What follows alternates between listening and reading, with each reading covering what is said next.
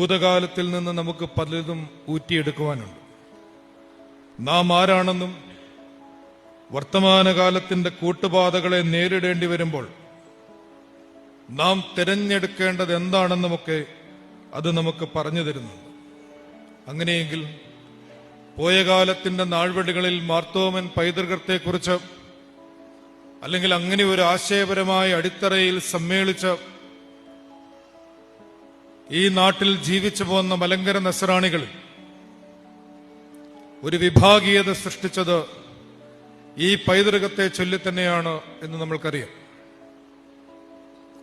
മുന്നമേ പറഞ്ഞതുപോലെ വ്യവസ്ഥാപിതമായ എല്ലാ ഘടനകളോടും, അത് കുടുംബം, സഭ, സമുദായം, രാഷ്ട്രീയം, ഇതിനോടെല്ലാം ഒരു പുതിയ തലമുറ വിമുഖത കാട്ടുമ്പോൾ അതിന്റെ ഏറ്റവും പ്രധാനപ്പെട്ട കാരണങ്ങളിലൊന്ന് നമ്മിൽ നിലനിൽക്കുന്ന വിഭാഗീയത തന്നെയാണ്.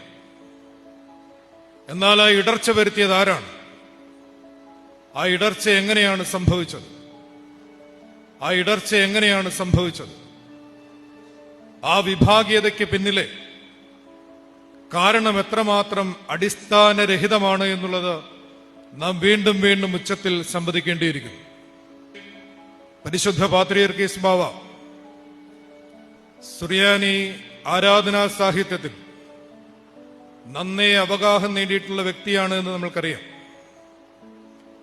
എന്നാൽ ആ പരിശുദ്ധ പിതാവ് എന്തുകൊണ്ട് അത്തരത്തിൽ മാർത്തോമാ ശ്ലീഹായുടെ പൗരോഹിത്യത്തെക്കുറിച്ച്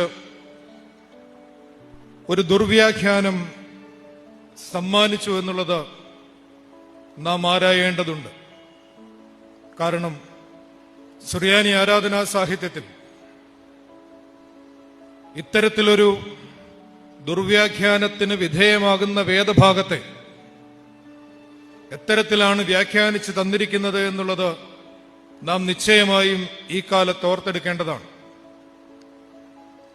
നമ്മുടെ കർത്താവിന്റെ ഉദ്ധാന പെരുന്നാളിന് ശേഷം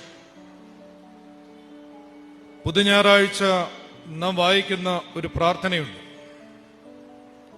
ആ പ്രാർത്ഥനയിൽ വിശുദ്ധ യോഹന്നാന്റെ സുവിശേഷത്തിൽ നിന്ന് അന്നേ ദിവസം നാം വായിക്കുന്ന സുവിശേഷ ഭാഗം അടയ്ക്കപ്പെട്ട വാതിലിനുള്ളിലേക്ക് 2 തവണ ഉദ്ധിതനായ ക്രിസ്തു പ്രത്യക്ഷനാവുന്ന ആ വേദഭാഗത്തിന്റെ സമ്മോഹനമായ ഒരു വ്യാഖ്യാനമുണ്ട്.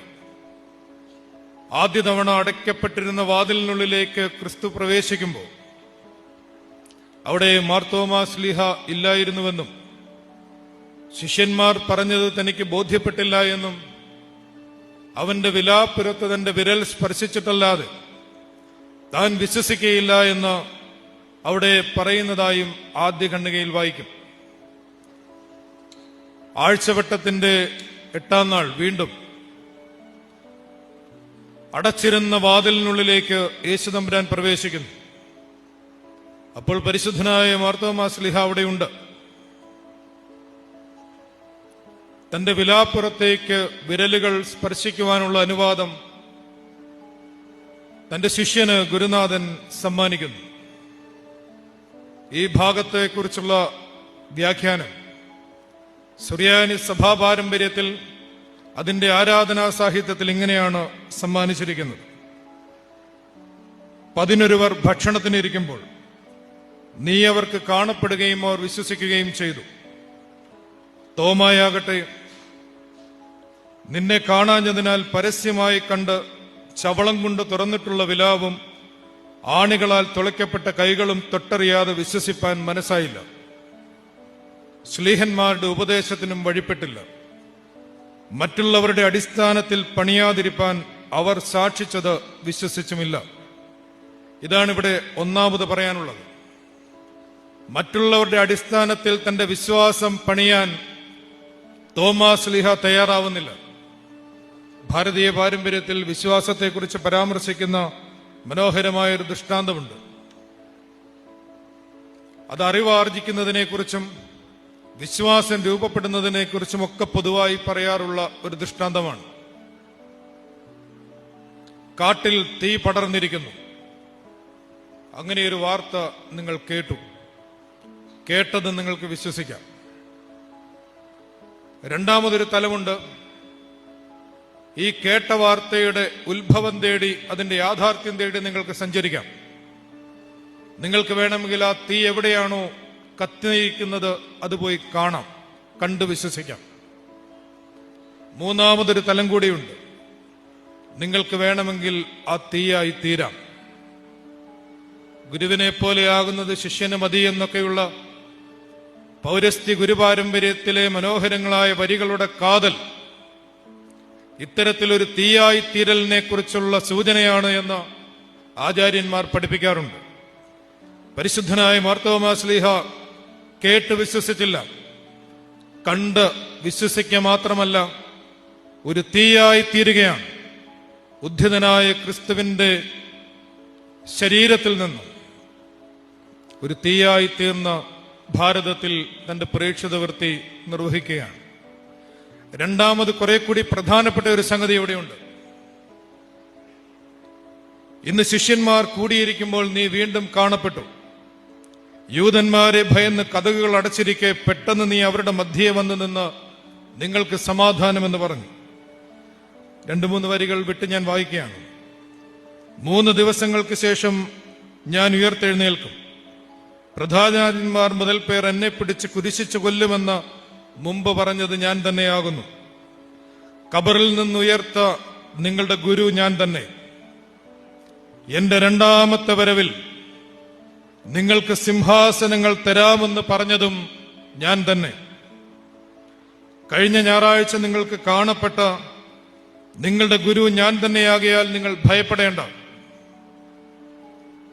പരിശുദ്ധനായ പാത്രിയർക്കീസ് സിംഹാസനങ്ങൾ തരാമെന്ന് പറഞ്ഞത് 2ാമത്തെ ആഴ്ചയാണ് എന്ന് വായനയിൽ തെറ്റിപ്പോയതാണോ, ആരെങ്കിലും തെറ്റിദ്ധരിപ്പിച്ചതാണോ എന്നറിയില്ല. നിങ്ങളെ സ്ഥിരീകരിപ്പാനായി ഇന്നും ഞാൻ കാണപ്പെട്ടിരിക്കുന്നു. ഇനി പറയുന്നത് കുറെ കൂടി വേദശാസ്ത്രപരമായി ഗൗരവമായ സംഗതിയാണ്. ക്രൈസ്തവ സഭയുടെ അടിസ്ഥാന വിശ്വാസ ശിലകളെ മാർത്തോമാ ശ്ലീഹായുടെ ആദ്യത്തെ പ്രത്യക്ഷതയിലെ അഭാവം, 2ാമത്തെ പ്രത്യക്ഷതയിലെ സാന്നിധ്യം എന്നുള്ളത് ഇവിടെ അടിവരയിട്ട് ഉറപ്പിക്കുകയാണ്. സശരീരനായിരിക്കെ ഞാൻ നിങ്ങളുടെ അടുക്കൽ പ്രവേശിച്ചു, കതകുകൾ തുറന്നിട്ടില്ല. യഹൂദന്മാരെ ഭയന്ന് ശിഷ്യന്മാർ കതകുകൾ അടച്ചിട്ടിരിക്കുകയാണ്. അവിടേക്കാണ് കതകുകൾ തുറക്കാതെ, ജനാലകൾ തുറക്കാതെ, മച്ച് പൊളിക്കാതെ സശരീരനായി ശരീരത്തോടുകൂടി ഞാൻ നിങ്ങളുടെ സമീപം എത്തിയിരിക്കുന്നു എന്ന് പറയുന്നു. എന്തിന്റെ ദൃഷ്ടാന്തം? ക്രൈസ്തവ സഭയുടെ വിശ്വാസത്തിന്റെ 2 അടിസ്ഥാന പ്രമാണങ്ങളാണ് ഇനി ഇവിടെ പറയുന്നത്. സുറിയാനി ആരാധനാ സാഹിത്യത്തിൽ ഇത്രമേൽ സുന്ദരമായി ഇത് ആഖ്യാനം ചെയ്തിട്ടും എന്തുകൊണ്ട് ചിലരെ ക്ഷുദ്രം ചെയ്ത് മയക്കിയതുപോലെ ഇത് വിസ്മരിച്ച് കൽപ്പനയിറക്കാൻ പ്രേരിപ്പിച്ചു എന്നുള്ളതാണ് നാം ആരായേണ്ടത്. അതിങ്ങനെ വായിക്കും: അങ്ങനെ തന്നെ കന്യാവ്രത മുദ്ര സുരക്ഷിതമായിരിക്കെ കന്യകയുടെ ഗർഭത്തിൽ നിന്ന് ഞാൻ ജനിച്ചു.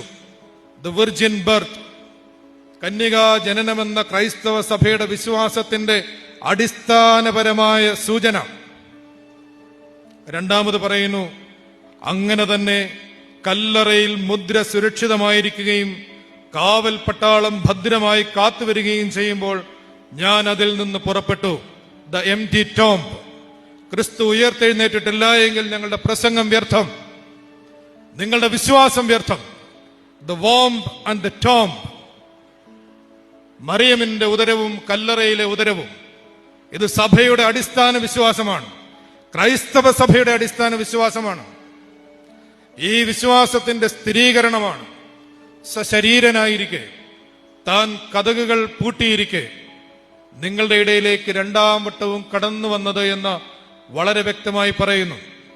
ഈ ഒരു ആരാധനാ സാഹിത്യം രൂപപ്പെടുന്ന പശ്ചാത്തലം വ്യത്യസ്തങ്ങളായ വേദവിപരീതങ്ങളുടെയും സത്യത്തെ തമസ്കരിക്കാനുള്ള പരിശ്രമങ്ങളുടെയും പശ്ചാത്തലത്തിലാണെന്ന് നിങ്ങൾ മറക്കരുത്. The Orthodox veneration of Saint Mary the Theotokos എന്നൊരു പുസ്തകം റഷ്യൻ പാരമ്പര്യത്തിലുണ്ട്. അതിൽ വളരെ വ്യക്തമായി പറയുന്നുണ്ട്, പരിശുദ്ധ കന്യക മറിയാം അമ്മയുടെ ഉദരത്തിൽ നിന്ന് ക്രിസ്തുവിന്റെ കന്യകാജനനം, അതിനെ തമസ്കരിക്കാൻ അക്കമിട്ട് അവർ നടത്തിയ ശ്രമങ്ങളെക്കുറിച്ച് യഹൂദന്മാർ മുതൽ യവനന്മാർ മുതൽ പിന്നീട് താത്വികന്മാർ മുതൽ ചിന്തകന്മാർ മുതൽ എല്ലാവരും സഭയിലെ പല വിഭാഗങ്ങൾ ചേർന്ന് നടത്തിയ പരിശ്രമങ്ങളെ കുറിച്ച് അതിൽ പറയുന്നുണ്ട്. കന്യക ഗർഭം ധരിച്ചൊരു മകനെ പ്രസവിക്കുമെന്ന യേശായയുടെ പുസ്തകത്തിലെ വാക്ക് സെപ്റ്റുവജിന്റ് പകർത്തി എഴുതുന്ന സമയത്ത് യുവതി ഗർഭം ധരിച്ച് ഒരു മകനെ പ്രസവിക്കുമെന്ന് അന്നത്തെ യഹൂദ റാബിമാർ എഴുതി ചേർത്തുവെന്ന് ആ പുസ്തകത്തിൽ നാം വായിക്കുന്നുണ്ട്. ശ്ലീഹന്മാർ അത്ഭുത പരവശരായി നിന്നു. ഇത് യേശു പറയുന്നതായിട്ടാണ് പിതാക്കന്മാർ പ്രാർത്ഥനാപൂർവം എഴുതിയിട്ടുള്ള പ്രാർത്ഥനയിൽ രേഖപ്പെടുത്തിയിരിക്കുന്നത്. ഈ വാക്ക് കേട്ടപ്പോൾ ശിഷ്യന്മാർ അത്ഭുത പരവശരായി നിന്നു. സന്തോഷവും ആശ്വാസവും അവർക്കുണ്ടായി. അനന്തരം തോമായുടെ വിശ്വാസക്കുറപ്പിനെ തീർക്കാൻ വേണ്ടി അവൻ ആവശ്യപ്പെട്ട പ്രകാരം നിന്റെ ആണിപ്പഴുതുകളിൽ അവന്റെ വിരലിടുന്നതിനും നിന്റെ വിലാവിനെ തൊട്ടുനോക്കുന്നതിനും നിന്റെ കൃപയാൽ നീ അനുവദിച്ചു. ഇനി വേദപുസ്തകത്തിൽ കാണുന്നത് പോലെയല്ല ആരാധനാ സാഹിത്യത്തിൽ കാണുന്നത്. അവൻ കണ്ടു വിശ്വസിക്കുകയും സ്പർശിച്ചറിയുകയും ചെയ്തു. അവൻ ഏറ്റുപറഞ്ഞ് സ്തുതിച്ച് ആഹ്ലാദഭരിതനായി നീ വ്യത്യാസമില്ലാത്ത എന്റെ കർത്താവും ദൈവവുമാകുന്നു എന്ന് പറഞ്ഞു. വേദപുസ്തകത്തിൽ എന്റെ കർത്താവും എന്റെ ദൈവവുമേ എന്ന് നാം വായിക്കുന്നുള്ളൂ. എന്തുകൊണ്ടായിരിക്കും സുറിയാനി സഭയുടെ ആരാധനാ സാഹിത്യത്തിൽ വ്യത്യാസമില്ലാത്ത എന്റെ കർത്താവും ദൈവവുമേ എന്ന് വിളിക്കുന്നത്? ആ കാലഘട്ടത്തിൽ നിലവിലിരുന്ന വ്യത്യസ്തങ്ങളായ വേദവിപരീതങ്ങൾക്കെതിരായുള്ള ഒരു ഉത്തരമാണ് അത്. താഴോട്ട് നാം വായിക്കുന്നുണ്ട്. ഇരുസ്വഭാവവാദത്തെക്കുറിച്ചും ഏകസ്വഭാവവാദത്തെക്കുറിച്ചുമൊക്കെ അത്തരം വിജ്ഞാന ശാഖകളെ കുറിച്ചൊക്കെ നമ്മൾ പലർക്കും സുപരിചിതമാണ്. ഞാൻ അതിലേക്ക് കടക്കുന്നില്ല.